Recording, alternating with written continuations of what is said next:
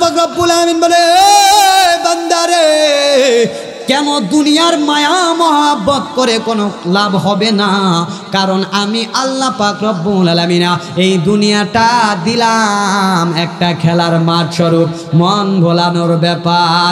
এই জন্য দুনিয়ার মায়া মহাব্বত করে কেন লাভ নাই। আল্লাহ এও কোরআনে কারিমের মধ্যে বলতেছেন, ইয়াউমা ইদিল্লা তানফাউশ শাফাআতু ইল্লা মান আযিনা লাহুর রাহমান ওয়ারদিয়া লাহু কওলা। এই ইমানদার মুসলমান ও আল্লাহর গোলাম, কারণ দুনিয়ার মায়া মহাব্বত করে কেন লাভ হবে না। আল্লাহ পাক রব্বুল আলামিন বলে না, ওই হাসর ময়দানে কারো সুপারিশ কোনো কাজে লাগবে না। সন্তান বাবার জন্য সুপারিশ করবে, কোনো কাজে আসবে না। মা সন্তানের জন্য সুপারিশ করবে, কোনো কাজে আসবে না। সমস্ত মানুষগুলো স্বার্থপর হয়ে যাবে। একটা নেকির কারণে সন্তান বাবার কাছে দৌড়ায়, বাবার কাছে যে সন্তান এবার বলবে, হাসর ময়দানে বলবে, ও বাবা গো, দুনিয়াতে আমি সন্তানের জন্য কত কষ্ট করেছো, আমি সন্তানের সমস্ত আশা তুমি মেনে নিয়েছ, আমি আর কিচ্ছু তোমার কাছে চাই না। ও বাবা, আজকে হাসর ময়দানে আমি সন্তান রে তুমি একটা নেকি দাও, একটা নেকি বলে আমি সন্তান জান্নাতে চলে যাব। ওই হাসর ময়দানে বাবা কেমন স্বার্থপর হয়ে যাবে রে ইমানদার মুসলমান।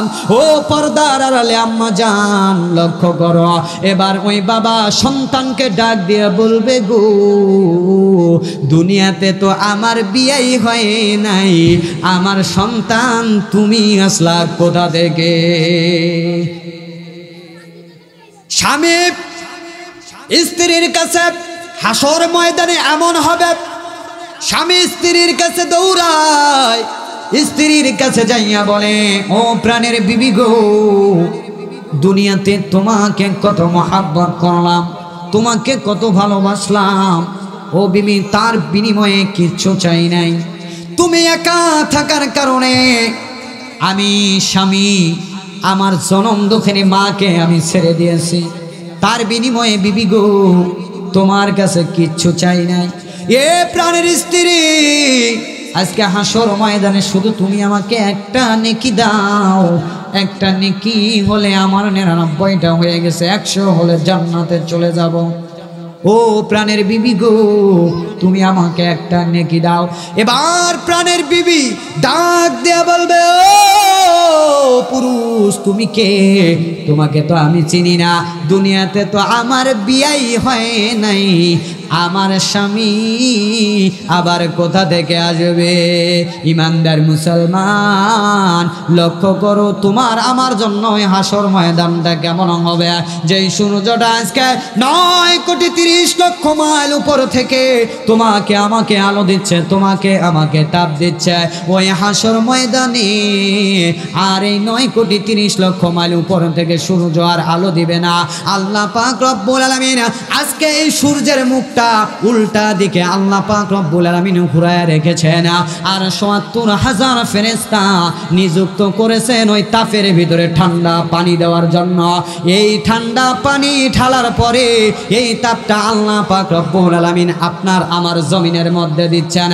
এবার লক্ষ্য করো, এবার একটু মন দিয়া সেন্স দিয়া ভাবরে ইমানদার মুসলমান, এই এতটুকু রোদের কারণে, তাপের কারণে আমি আপনি রোদ্রে যাইতে পারি না, কথা বলেন ঠিক কিনা?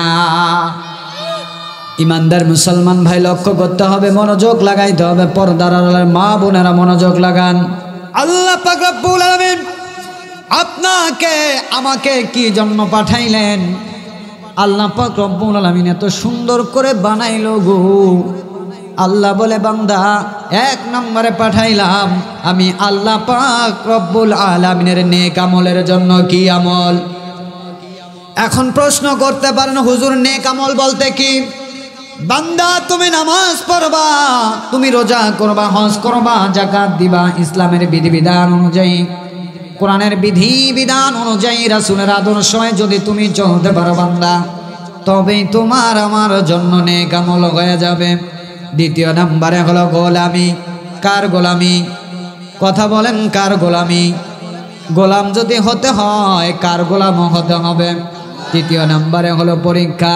আল্লাহ পাক রব্বুল আলামিন বলে, বান্দা আমি আল্লাহ পাক রব্বুল আলামিন তোমাদেরকে জমিনের মধ্যে পাঠানোর পরে তোমাদেরকে অবশ্যই পরীক্ষা করবই করব। ওয়ালা নাবলুওয়ান্নাকুম বিশাইইন মিনাল খাউফি ওয়াল জু'i ওয়া নাকসিম মিনাল আমওয়ালি ওয়াল আনফুসি ওয়াস সামারাত ওয়া বাশশিরিস সাবিরিন।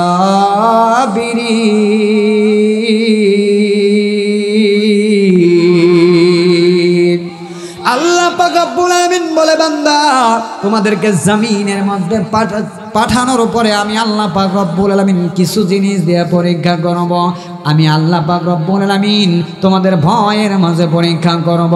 আমি আল্লাহ পাক রব্বুল আলামিন তোমাদের ক্ষতি দিয়া পরীক্ষা করব, ফসলের ক্ষতি দিয়া পরীক্ষা করব। আমি আল্লাহ পাক রব্বুল আলামিন 2-3 দিন যাবত না খাওয়া তোমাদেরকে পরীক্ষা করব। বান্দারে আমি আল্লাহ পাক রব্বুল আলামিনের পরীক্ষায় যদি তোমরা পাস করতে পারো গো, আমি আল্লাহ পাক রব্বুল আলামিন তোমাদেরকে সুখময় স্থান জান্নাত দান করে দিব। এ বান্দা এটাও মনে রেখে দিও গো, আমি আল্লাহ পাক রব্বুল আলামিনের পরীক্ষায় যদি তোমরা ফেল মেরে যাও, আমি তোমাদেরকে অশান্তিময় ওই আগুনের ঠিকানা জাহান্নাম তোমাদের জন্য নির্ধারণ করে দিব। তাহলে গোলামি করতে হবে কার? আল্লাহ পাক রব্বুল আলামিন। এখন আমাদের জামানায় অনেক সময় বৃষ্টি হওয়ার দরকার কিন্তু বৃষ্টি হয় না, এইরকম হয় কি হয় না? বলে এটা আল্লাহ পাক রব্বুল আলামিনের পরীক্ষা। দেখা গেল অনেক সময় দেখা যায় জুমার দিন নামাজের সময় বৃষ্টি আসে, আর মুসলমান বলে আহারে বৃষ্টির সময় আরামে ঘুমাইতে বড় মজা লাগে। কথা বলেন ঠিক কি না? আল্লাহ ওই অবস্থায় বুঝবারে ইমানদার মুসলমান, আল্লাহ পাক রব্বুল আলামিন তোমাকে সামান্য জিনিসের মধ্যে পরীক্ষা নিচ্ছেন। তৃতীয় নম্বরে হলো গোলামি। গোলামি যদি করতে হয় কোনো এমপির গোলামি করব নাকি? কথা বলে না। কোনো মন্ত্রীর গোলামি করব? গোলামি যদি করতে হয় কার গোলামি করব? কেন আল্লাহ পাক রব্বুল আলামিনের গোলামি করব রে ইমানদার মুসলমান? আল্লাহ পাক রব্বুল আলামিন হলো আল্লাহু আকবার। আল্লাহই বড়, কে বড়? قل هو الله أحد الله الصمد لم يلد ولم يولد ولم يكن له كفوا أحد। আল্লাহ পাক রব্বুল আলামিন নবীকে ডাক দিয়া বলেন, ইয়া রাসূলুল্লাহ, ইয়া হাবিবাল্লাহ গো, আমি আল্লাহ পাক রব্বুল আলামিনের পক্ষ থেকে তামাম পৃথিবীর মানুষগুলোকে জানিয়ে দেন নবী গো, আমি আল্লাহ পাক রব্বুল আলামিন হলাম একা, আমার কোনো শরীক নাই। ও নবীজি, আমি আল্লাহ পাক রব্বুল আলামিন কাউকে জন্মও দেই নাই, কারো থেকে জন্মও নেই নাই, আমার কোনো বিবি নাই, আমার কোনো বাচ্চা নাই।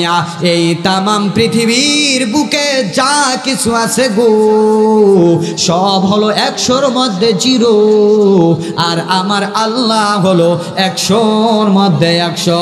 এই জন্য গোলামি যদি করতে হয় আমরা গোলামি করব আল্লাহর। কথা বলেন ঠিক কিনা?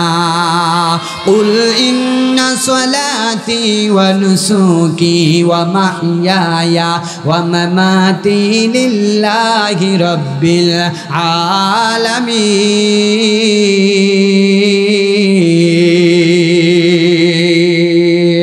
মুসলমান ঘুমাবে আল্লাহর জন্য, মুসলমান জেগে থাকবে আল্লাহর জন্য, মুসলমান খাবে আল্লাহর জন্য, মুসলমান না খেয়ে থাকবে আল্লাহর জন্য, মুসলমান কথা বলবে গো আল্লাহর জন্য, মুসলমান চুপ থাকবে আল্লাহর জন্য।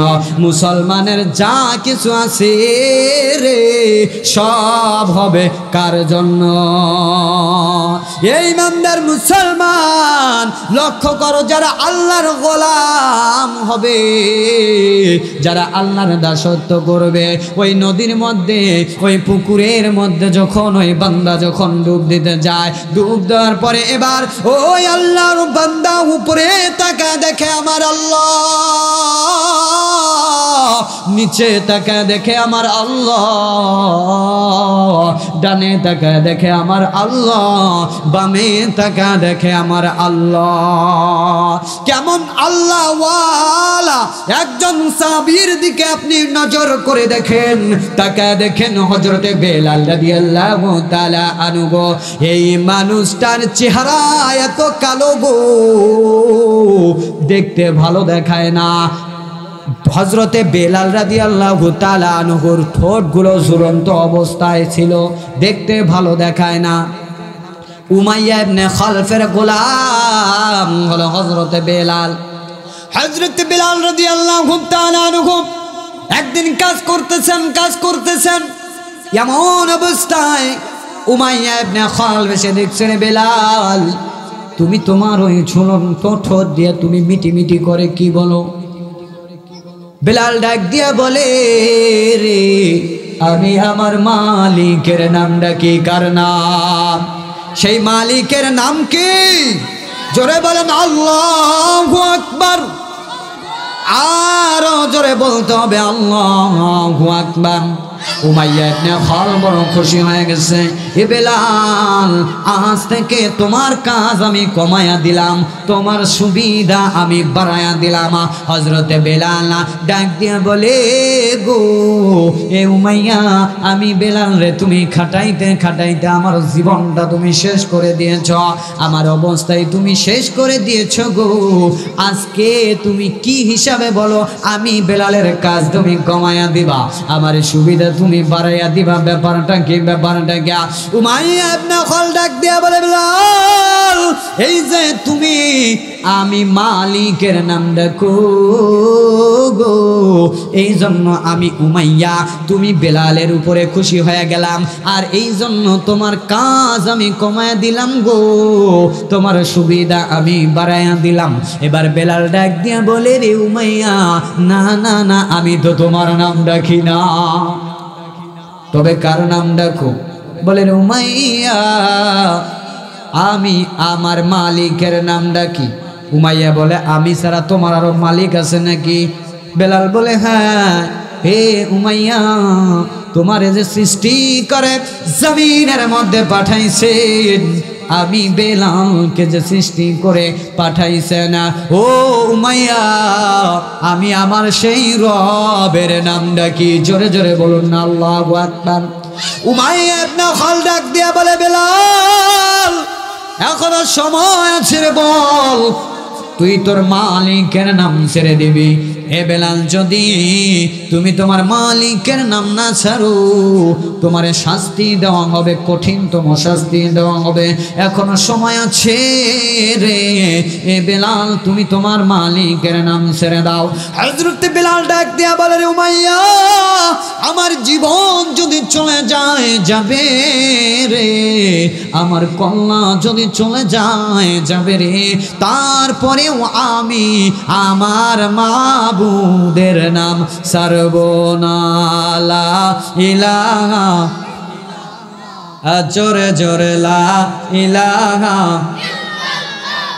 আসমানের মালিক যে আল্লাহ, জমিনের মালিক সে আল্লাহ, বলো লা ইলাহা, আর জোরে লা ইলাহা ইল্লাল্লাহ। এমন অবস্থা উমাইয়া ইবনে খালফ বড় বড় কাফেরদের বাড়িতে চিঠি পাঠানো হলো, সবাই অমুক দিন তোমরা বৈঠকের মধ্যে বসে যাও। সমস্ত বড় বড় কাফেরেরা যখন একসঙ্গে যখন হয়ে গেল, এবার উমাইয়া ডাক দেয়া বলে, ও কাফেরের লিডারেরা তোমরা সকলে শোনো, এই মোহাম্মদ এই বেলাল তো এই মোহাম্মদের কাছে চলে গেল, মোহাম্মদের কাছে যাইয়া কালেমা পড়লো, ইসলাম ধর্ম গ্রহণ করলো। এই বেলাল তো কোনোভাবে তার মুখ থেকে তার আল্লাহর তার মালিকের নামকে সরানো যাচ্ছে না। কাফেরেরা বলা বলি করতেছে, তাহলে বেলালকে এমন একটা শাস্তির ব্যবস্থা করা হোক, এই বেলালের শাস্তি দেখে অন্য অন্য কাফেরেরা আর যেন মুহাম্মদের কাছে যাইয়া ইসলাম ধর্ম যেন আর গ্রহণ না করে। তাহলে বেলালকে কিভাবে শাস্তি দেওয়া যায়? এক কাফেরে ডাক দিয়া বলে, আগুনের আংটা রাস্তা বানাইয়া হযরতে বেলালকে ওই আগুনের আংটা রাস্তার মধ্যে ছেঁচড়ানো হোক। কাফেরেরা বলে, কয় হ্যাঁ ঠিক আছে। যখন কথা অনুযায়ী কাজ কাম শুরু হয়ে গেল, বিশাল আকারে আগুনের আংটা রাস্তা বানানো হলো। এবার হযরতে বেলাল রাদিয়াল্লাহু তাআলা আনহুকে ডাক দিয়া বলে, উমাইয়া বলতেছে, রে বেলাল এখনো সময় আছে, এখনো সময় আছে। তুমি যদি তোমার মালিকের তোমার আল্লাহর নাম যদি তুমি ছেড়ে দাও, তোমারে আজাদ করে দেওয়া হবে, তোমাকে মুক্তি করে দেওয়া হবে, তোমারে আর শাস্তি দেওয়া হবে না। আর যদি তুমি তোমার মালিকের নাম না ছাড়ো, তবে এই যে বিশাল আকারে জলজল করতেছে আগুনের আংটার রাস্তার মধ্যে রে বেলাল, তোমারে ছেঁচড়ানো হবে। হযরতে বেলাল ডাক দিয়া বলে, উমাইয়া আমি বেলাল তো আগেও বলেছি, এখনো বলতেছি, আমার জীবন যদি চলে যায় যাবে গো, আমি বেলালের যদি কল্লা চলে যায়, তারপরেও আমি আমার মাবুদের নাম ছাড়ব না। এমন অবস্থায় হযরতে বেলাল রাদিয়াল্লাহু তাআলা আনহুর গায়ে একটা রশি বেঁধে ঘোড়ার পায়ে যখন রশিটা বাঁধছে গো, ঘোড়ারে এবার যখন চাবুক মারা হয়েছে, ঘোড়া যখন টকবক টকবক করে যখন এবার দৌড়ানো শুরু করে দিয়েছে, এবার বেলাল রাদিয়াল্লাহু তাআলা আনহু ওই আগুনের রাস্তার মধ্যে ছেঁচড়ায়। হযরত বেলাল রাদিয়াল্লাহু তাআলা আনহুর চর্বিগুলো রক্তগুলো ওই আগুনের মধ্যে পুড়ে আর ঠাস ঠাস ঠাস ঠাস করে আওয়াজ হয়। হযরত বেলাল রাদিয়াল্লাহু তাআলা আনহু আর মুখে কোনো কথা কয় না, বেলাল শুধু মুখে বলে আহাদ আহাদ আহাদ। ওই রাস্তা দিয়া হযরত আবু বকর সিদ্দিক রাদিয়াল্লাহু তাআলা আনহু যাচ্ছিল। এমন অবস্থায় তাকাইয়া দেখে রে আমার দিনী ভাই বেলালকে কষ্ট দেওয়া হয়। বেলালের কাছে এসে বলে, ও ভাই বেলাল, তোমার এই শাস্তি আমি আবু বকরের সহ্য হয় না। ও ভাই বেলাল, তবে তুমি আল্লাহর নামটা একটু আস্তে জপো। ও বেলাল, আল্লাহর নাম যদি আস্তে জপা হয় তারপরেও আমার আল্লাহ শোনে, জোরে বললেও আমার আল্লাহ শুনবে রে। আর যদি তুমি আল্লাহর নামটা আস্তে জপো, হয়তো কাফেরের দল তোমার শাস্তিটা কিছু কমায়া দিতে পারে। এই কথা বলার পরে আবু বকর যখন কাজের ভিতরে চলে গেল, ফেরার অবস্থায় দেখে আবারও বেলালকে কষ্ট দেওয়া হয়। বেলাল আর মুখে কিছু বলে না, আহাদ আহাদ জোরে জোরেই বলতেছে। একটু অভিমানের সুরে বেলালের কাছে এসে বলে, ও ভাই বেলাল, আমি আগেই তো বললাম আল্লাহর নামটা একটু আস্তে জপো। হয়তো তোমার আস্তে জপার কারণে কাফেরের দল তোমার শাস্তিটা কমায় দিতে পারে, কিন্তু তুমি তো জোরে জোরেই বলতেছ। হযরতে বেলাল রাদিয়াল্লাহু তাআলা আনহু ডাক দিয়া বলে, ও ভাই আবু বকর, ও ভাই আবু বকর, রাগ কইরেন না, আমি আল্লাহ পাক রব্বুল আলামিনের নামের ভিতরে এত মজা পেয়েছি ভাই আবু বকর, তাদের এই শাস্তি আমি বেলালের কাছে কিছুই না। ইমানদার মুসলমান, ও আল্লাহর গোলাম, কেমন গোলাম ছিলেন সাহাবারা একটু নজর করে দেখেন। আর আমি আপনি আজকে গোলাম হয়ে গেলাম ফেসবুকের, কথা বলেন ঠিক কিনা? আমি আপনি গোলাম হয়ে গেলাম ব্যবসা, একদম মাটির মালিক আমি হয়ে গেলাম, 2 দন জমিন কিভাবে কিনবো তার গোলামি চলে। কেউ বা ব্যবসার গোলাম হয়ে গেল। আর মুরব্বী বাজানেরা, যুবক ভাইরা, এই দিকে না হয় এই দিকে তারা ব্যবসার গোলাম হয়ে গেল। আর আমার যুবক বোনগুলো, যুবক যুবতী ভাই বোনগুলো, এরা তো ব্যবসাও নাই, দোকানও নাই, জমিনও নাই, এরা আবার কিসের গোলামি করবে? এরা গোলাম হয়ে গেল ফেসবুক ইউটিউবের, কথা বলেন ঠিক কিনা? আরে মুসলমান কথা বলে না কেন? এই ইমানদার মুসলমান, একটু নজর করে দেখো, একটু তাকায় দেখো তোমার সন্তানদার দিকে। সারা রাত ওই ফেসবুকের মধ্যে খালি ঠেলে কথা কয় না।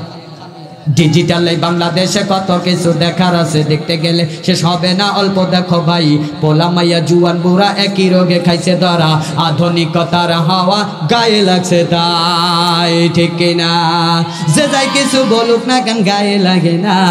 আমরা কিন্তু চালাক জাতি, মোটেও ভয় পাই না। আমগো দেশে, বলেন না, আমগো দেশে ফেসবুক আছে, আমরা বলদ না।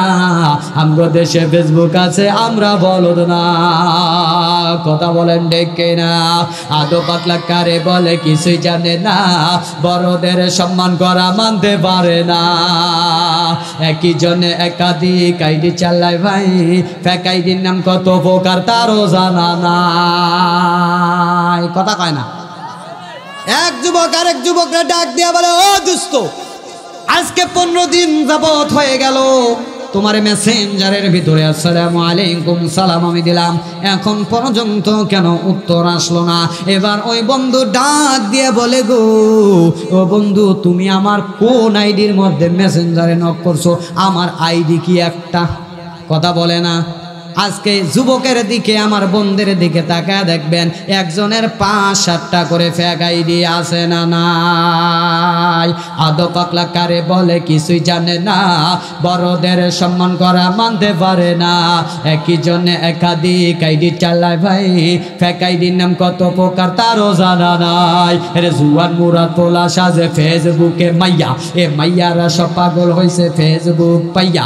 কি এক আজব জামানাতে আমরা পড়লাম ভাই, কোনটা ছেলে কোনটা মেয়ে চিনার উপায় নাই, কথা বলেন ঠিক কিনা? আরে এই সুবিধা ফেসবুক দিছে, আর কেউ দেবে না। আমগো দেশে, বলেন না, আমগো দেশে ফেসবুক আছে, আমরা বলদ না। ফেসবুক থাকলে আমাগো আর কিছুই লাগে না, আছে না নাই? এই ইমানদার মুসলমান, ফেসবুকের গোলাম হয়ে কোনো লাভ নাই, জমিনের গোলাম হয়ে কোনো লাভ নাই, কারণ আল্লাহ পাক রব্বুল আলামিন কোরআনে কারীমের মধ্যে বলতেছেন, ওয়ামা হাযিহিল হায়াতুদ দুনিয়া ইল্লা লাহু ওয়া লাইবা ওয়া ইন্নাদ দারাল আখিরাতা লাহিয়াল হায়াওয়ান লাউ কানু ইয়ালামুন। আল্লাহ পাক রব্বুল আলামিন বলে, বান্দারে, কেন দুনিয়ার মায়া মহাব্বত করে কোনো লাভ হবে না? কারণ আমি আল্লাহ পাক রব্বুল আলামিন এই দুনিয়াটা দিলাম একটা খেলার মাঠ স্বরূপ, মন ভোলানোর ব্যাপার। এই জন্য দুনিয়ার মায়া মহাব্বত করে কেন লাভ নাই। আল্লাহ এও কোরআনে কারিমের মধ্যে বলতেছেন, ইয়াউমা ইদিল্লা তানফাউশ শাফাআতু ইল্লা মান আযিনা লাহুর রাহমান ওয়ারদিয়া লাহু কওলা। এই ইমানদার মুসলমান ও আল্লাহর গোলাম, কারণ দুনিয়ার মায়া মহাব্বত করে কেন লাভ হবে না? আল্লাহ পাক রব্বুল আলামিন বলে না ওই হাসর ময়দানে কারো সুপারিশ কোনো কাজে লাগবে না। সন্তান বাবার জন্য সুপারিশ করবে, কোনো কাজে আসবে না। মা সন্তানের জন্য সুপারিশ করবে, কোনো কাজে আসবে না। সমস্ত মানুষগুলো স্বার্থপর হয়ে যাবে। একটা নেকির কারণে সন্তান বাবার কাছে দৌড়ায়, বাবার কাছে যে সন্তান এবার বলবে হাসর ময়দানে বলবে ও বাবা গো, দুনিয়াতে আমি সন্তানের জন্য কত কষ্ট করেছো, আমি সন্তানের সমস্ত আশা তুমি মেনে নিয়েছ, আমি আর কিচ্ছু তোমার কাছে চাই না। ও বাবা, আজকে হাসর ময়দানে আমি সন্তান রে তুমি একটা নেকি দাও, একটা নেকি হলে আমি সন্তান জান্নাতে চলে যাব। ওই হাসর ময়দানে বাবা কেমন স্বার্থপর হয়ে যাবে রে ইমানদার মুসলমান। ও পর্দার আড়ালে আম্মা জান লক্ষ্য করো, এবার ওই বাবা সন্তানকে ডাক দিয়ে বলবে গো, দুনিয়াতে তো আমার বিয়েই হয় নাই, আমার সন্তান তুমি আসলা কোথা থেকে? স্বামী স্ত্রীর কাছে হাসর ময়দানে এমন হবে, স্বামী স্ত্রীর কাছে দৌড়ায়, স্ত্রীর কাছে যাইয়া বলে ও প্রাণের বিবি গো, দুনিয়াতে তোমাকে কত মহাব্বত করলাম, তোমাকে কত ভালোবাসলাম, ও বিবি তার বিনিময়ে কিচ্ছু চাই নাই। তুমি একা থাকার কারণে আমি স্বামী আমার জনম দুঃখিনী মাকে আমি ছেড়ে দিয়েছি, তার বিনিময়ে বিবি গো তোমার কাছে কিচ্ছু চাই নাই। এ প্রাণের স্ত্রী, আজকে হাসর ময়দানে শুধু তুমি আমাকে একটা নেকি দাও, একটা নেকি হলে আমার 99টা হয়ে গেছে, 100 হলে জান্নাতে চলে যাব। ও প্রাণের বিবি গো, তুমি আমাকে একটা নেকি দাও। এবার প্রাণের বিবি ডাক দেয়া বলবে ও পুরুষ, তুমি কে? তোমাকে তো আমি চিনি না, দুনিয়াতে তো আমার বিয়াই হয় নাই, আমার স্বামী আবার কোথা থেকে আসবে? ইমানদার মুসলমান লক্ষ্য করো, তোমার আমার জন্য হাসর ময়দানটা কেমন হবে? যেই সূর্যটা আজকে 9,30,00,000 মাইল উপর থেকে তোমাকে আমাকে আলো দিচ্ছে, তোমাকে আমাকে তাপ দিচ্ছে, ওই হাসর ময়দানে আর এই 9,30,00,000 মাইল উপর থেকে সূর্য আর আলো দিবে না। আল্লাহ পাক রব্বুল আলামিন আজকে এই সূর্যের মুখটা উল্টা দিকে আল্লাহ পাক রব্বুল আলামিন ঘুরায় রেখেছেন, আর ৭০,০০০ ফেরেশতা নিযুক্ত করেছেন ওই তাপের ভিতরে ঠান্ডা পানি দেওয়ার জন্য। এই ঠান্ডা পানি ঢালার পরে এই তাপটা আল্লাহ পাক রব্বুল আলামিন আপনার আমার জমিনের মধ্যে দিচ্ছে না। এবার লক্ষ্য করো, এবার একটু মন দিয়া সেন দিয়া ভাবরে ইমানদার মুসলমান, এই এতটুকু রোদের কারণে তাপের কারণে আমি আপনি রোদ্রে যাইতে পারি না, কথা বলেন ঠিক কিনা? আর ওই হাসর ময়দানে আল্লাহ সূর্যকে অর্ডার করবে, রে সূর্য আজকে হাসর ময়দানে আজকে আর তুমি উল্টা করে আলো দিবা না, আজকে তোমার মুখ তুমি জমিনের দিকে করো, তোমার 12টা মুখ তুমি জমিনের মধ্যে করো গো। আর সোহাত আমার ওই মুনাফিক নিমুখারাম বান্দার মাথার উপরে তুমি এসে যাও। লিল্লাহে তাকবীর। প্রধান বক্তার আগমন, মাহফিলের পক্ষ থেকে লিল্লাহে তাকবীর। এবার ইমানদার মুসলমান আল্লাহ পাক রব্বুল আলামিন সূর্যকে বলবে, সূর্য গো আমার গুনাহগার বান্দা বান্দির সোহাত মাথার নিচে চলে আয়। আহারে এবার সূর্য যখন সোহাত মাথার নিচে যখন চলে আসবে, সূর্যটা চলে আসার পর গুনাহগার বান্দা বান্দির সোহাত মাথার উপরে যখন তাপ দেওয়া শুরু করে দিবে, আর মাথার মগজগুলো ঠাস ঠাস ঠাস ঠাস করে ভারের মারের মতন বেবে বেবে জমিনের মধ্যে পড়তে থাকবে। আল্লাহ পাক রব্বুল আলামিন আপনাকে আমাকে কি জন্য পাঠাইলেন? আল্লাহ পাক রব্বুল আলামিন এত সুন্দর করে বানাইলো গো। আল্লাহ বলে বান্দা এক নম্বরে পাঠাইলাম আমি আল্লাহ পাক রব্বুল আলামিনের নেক আমলের জন্য। কি আমল? এখন প্রশ্ন করতে পারেন হুজুর নেক আমল বলতে কি? বান্দা তুমি নামাজ পড়বা, তুমি রোজা করবা, হজ করবা, যাকাত দিবা, ইসলামের বিধিবিধান অনুযায়ী, কোরআনের বিধিবিধান অনুযায়ী, রাসূলের আদর্শে যদি তুমি চলতে পারো বান্দা, তবেই তোমার আমার জন্য নেক আমল হয়ে যাবে। দ্বিতীয় নম্বরে হলো গোলামি। কার গোলামি? কথা বলেন, কার গোলামি? গোলাম যদি হতে হয় কার গোলাম হতে হবে? তৃতীয় নম্বরে হলো পরীক্ষা। আল্লাহ পাক রব্বুল আলামিন বলে বান্দা আমি আল্লাহ পাক রব্বুল আলামিন তোমাদেরকে জমিনের মধ্যে পাঠানোর পরেই তোমাদেরকে অবশ্যই পরীক্ষা করবই করব। ওয়ালা নাবলুওয়ান্নাকুম বিশাইইন মিনাল খাউফি ওয়াল জু'i ওয়া নাকসিম মিনাল আমওয়ালি ওয়াল আনফুসি ওয়াস সামারাত ওয়া বাশশিরিস সাবিরিন।